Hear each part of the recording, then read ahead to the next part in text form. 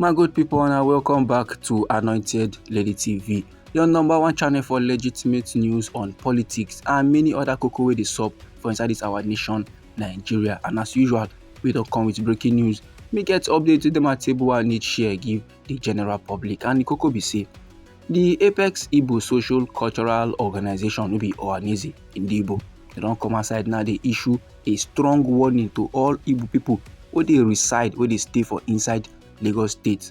And the warning be say, make them maintain strict neutrality, make them no put body, make them wash their hand comot for the ongoing political crisis where they surround the speakership of the Lagos State House of Assembly.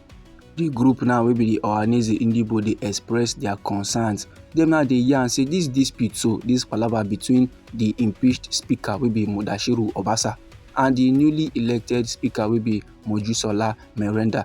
It if it turn to another thing, if it escalates into a crisis will resemble the infamous 1965 Operation Witty political conflict in the old western region.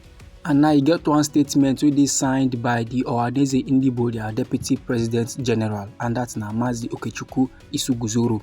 For that statement, the organization come dey yarn. The organization come dey let the general public they know say the struggle over the Lagos State speakership no be just ordinary power struggle, no, but na a calculated contest over the Lagos State vast financial resources plus value-added tax plus taxation and rental revenues. So men now we never observe proper, they feel the reason say the thing no deep, they feel the reason say it no dey serious.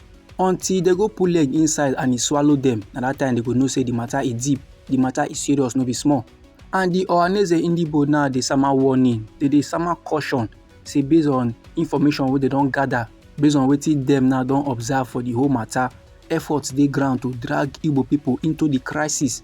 Now why they sama warning against any such involvement. And that's now why the Ohanaeze Igbo no want to make Igbo people put body, because last the thing fit turn to ethnic something. And no be lie, my good people.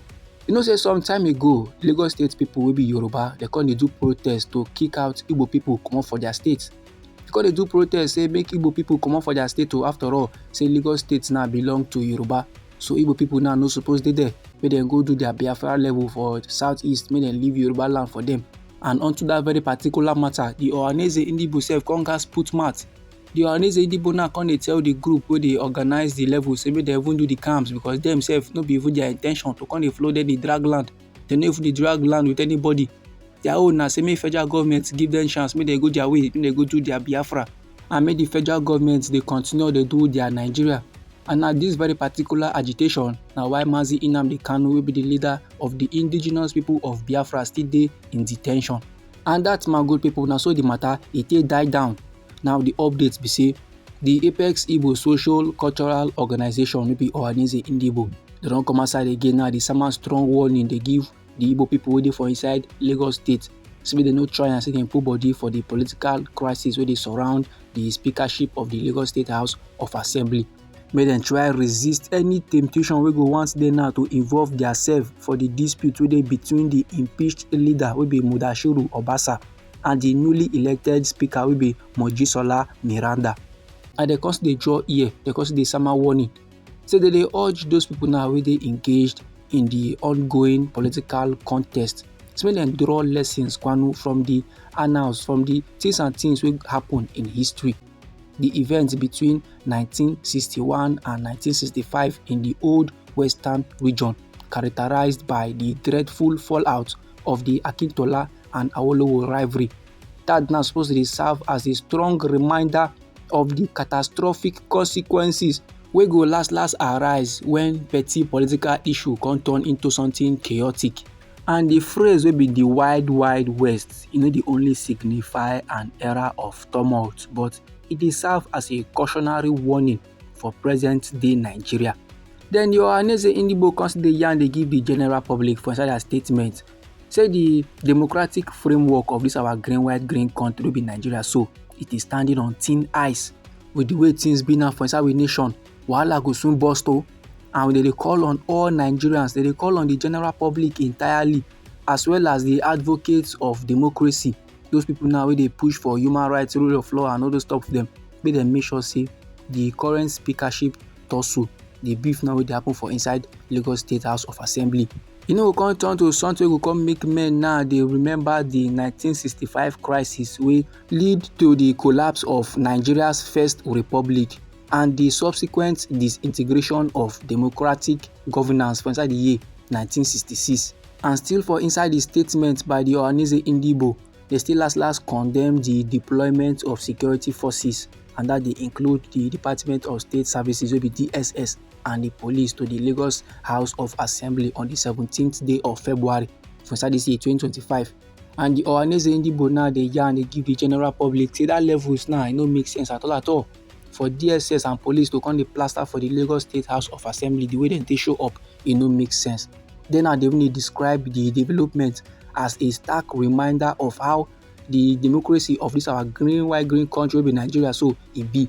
And according to the Ohanaeze Ndigbo, e dey very fragile, and dem still come dey urge all political actors for inside Lagos State say make dem try resolve their differences on a peaceful manner, make dem resolve am peacefully, because failure to do so last the thing fit plunge the state wey be Lagos State so into deeper political gbese. And now reports dey ground say one country person wey dey go by the name Niniola Adejoke, and he na the aide to Oga Mudashiru Obasa, he na don come outside dey yarn say our President Bola Ahmed Tinubu don inform the supporters of the current Speaker of the Lagos State House of Assembly wey be Mojisola Merenda of what to do. The current Speaker of the Lagos State House of Assembly wey be Madam Mojisola sef don even tire to dey for office because it was not her intention to dey there, but na she allow herself to be used by some kind big men, because those men now dey on am, na dey tune am on what to do and how to do it. They dey use am now take dey thief the money of Lagos State.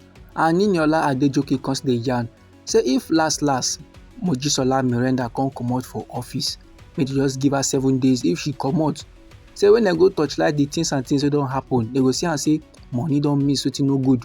And when dem come ask Niniola Adejoke whether his principal wey be Oga Obasa never do some kind things wey no make sense in the eyes of the rule of law, he say no, say Oga Mudashiru Obasa na somebody be saying the law abiding, he no get anything to hide.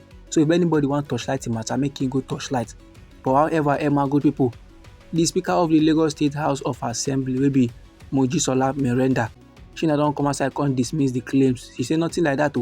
Say for the Lagos State House of Assembly Speaker, she don plaster. She no dey plan to go anywhere and nobody dey use her do anything. This my good people na the informate I wan share give the general public. Now anyhow the koko be you for body, feel free make you drop am inside our comment section.